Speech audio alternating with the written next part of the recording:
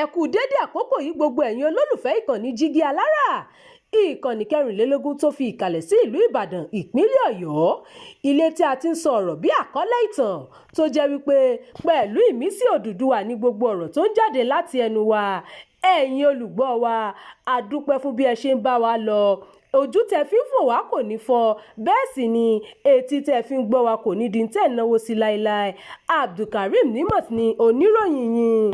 Àjọ CAN kéde ọjọ́ òní gẹ́gẹ́ bí ọjọ́ Àìkú Dúdú láti dárò àwọn ọmọ Nàìjíríà tó ń jìyà ètò ààbò tó mẹ́hẹ bí ìjínigbé, ìgbésùmọ̀mí àti àìsí ààbò ṣe ń peléke sí i káàkiri Nàìjíríà. Ẹgbẹ́ onígbàgbọ́ lórílẹ̀‐èdè yìí, Christian Associations of Nigeria CAN, ti kéde ọjọ́ Àìkú níbi Àìkú Dúdú. CAN kéde ọ̀rọ̀ náà nínú iṣẹ́ tí ààrẹ wọn Archbishop Daniel Oko rán sí gbogbo Kristẹni lónìí ọjọ́ Àìkú ọjọ́ 14 oṣù kẹfà ọdún 2026. Gẹ́gẹ́ bí wọ́n ṣe wí, kíkéde ọjọ́ náà bí ọjọ́ Àìkú Dúdú wà láti dárò bu ọlá fún àwọn èèyàn tí ẹbí wọn ti kojú ìdààmú, àìbalẹ̀ ọkàn, ìjínigbé àti ìgbésùmọ̀mí káàkiri Nàìjíríà. CAN fi kún pé yíya ọjọ́ náà sọ́tọ̀ bí ọjọ́ tó dúdú wà fún láti dárò àwọn ọkùnrin, obìnrin, ọmọdé, àwọn ìránṣẹ́ Olúwa, àgbẹ̀, ọmọ ilé ẹ̀kọ́ àti gbogbo agbègbè tí ìṣòro yìí ti fọwọ́ bà ní Nàìjíríà. Lónìí kì í ṣe pé à ń dárò nìkan, níṣẹ́ là á tún fi ohùn kan sọ̀rọ̀. Ẹ̀jẹ̀ ń sàn lórílẹ̀‐èdè wa, ìjọ Olúwa kò sì lè dákẹ́. Káwọn ẹ̀mí tí kò ṣẹ̀ sì máa bọ́, káwọn ẹbí wọn sì máa wà nínú ìbẹ̀rùbojo. Gẹ́gẹ́ bí àjọ CAN ṣe wí, àsìkò tí Nàìjíríà ń ṣe ìrántí ìjọba àwarawa náà ni ọjọ́ Àìkú Dúdú yìí bọ́ sí. Ṣùgbọ́n kò sóhun tó ń jẹ́ ìjọba àwarawa bí kò bá sí ààbò fún ẹ̀mí èèyàn, tí kò sì sí ìdájọ́ òdodo.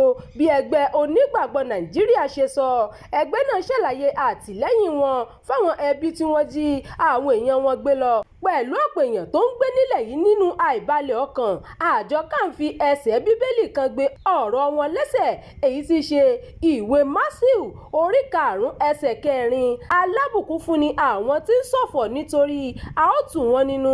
Wọ́n fi kún pé àwọn Kìrìsìtẹ́nì káàkiri Nàìjíríà ló ń sowọ́pọ̀ gbàdúrà fáwọn tí rògbòdìyàn ìlú yìí kàn níbikíbi tí wọ́n bá wà. Àjọ CAN kò ṣàìpé ìjọba Nàìjíríà láti tètè jígìrì sí ètò ààbò tó mẹ́hẹ yìí, gẹ́gẹ́ bí wọ́n ṣe ní kí aráàlú náà máa ṣàfihàn. À ń pe ìjọba ní gbogbo ẹ̀ka pátá láti tètè gbé ìgbésẹ̀ tó dájú kí wọ́n ṣètò ààbò tí ẹsẹ̀ rẹ̀ kò mì nílẹ̀ fún ààbò ẹ̀mí àti dúkìá káàkiri Nàìjíríà.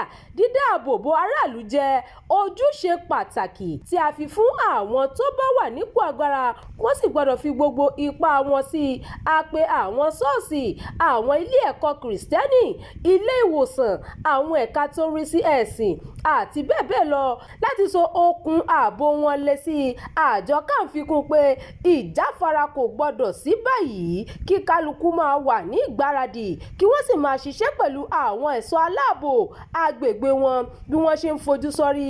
Ẹgbẹ́ náà rọ àwọn ọmọ Nàìjíríà láti má ṣe bẹ̀rù, ṣùgbọ́n kí wọ́n lo àyájọ́ yìí láti máa fi rántí pé ìdúróṣinṣin lọ́jọ́ ewu àti àdúrà gbígbà fún orílẹ̀-èdè wa ṣe kókó.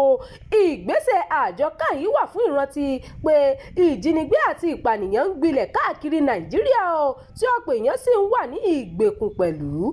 Ẹ ṣeun tẹ́ ń tẹ́tí sí ìkànnì yìí, ẹ máa bá wa pín ká kí ẹ sì fi èròǹgbà yín sí abala àríwísí. Jígí Alára. Bàbá ló gudu. Èmi ní kí n wá ṣàlàyé fún yín pé àwa ti ń lọ ni. Èmi àti ìyàwó mi a ti ń lọ. Òun ni wá ṣàlàyé fún yín. Ó ti jáde bàtà bàbá mi ni. Bàtà bàbá ẹ̀. A retí láti ìjọ ẹ̀. Ṣé ti pín ogún bàbá yín? Ọ̀rọ̀ pé wọ́n pín ogún bàbá mi kó wà ní bàtà bàbá mi tó fẹ́ ṣòro ní Jígí Alára TV. Ó ti jáde sórí YouTube.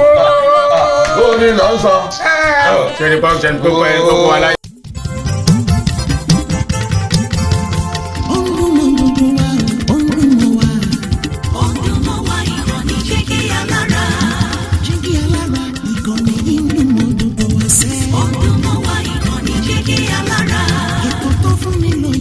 Ètò tó wà ní lọ́yẹ̀ wà ń bẹ̀. Ọdún mọ́ wá ìkànnì Jígí Alára. Ìròyìn lóríṣiríṣi tàbí mọ́ bó ṣe ń lọ láwùjọ. Ọdún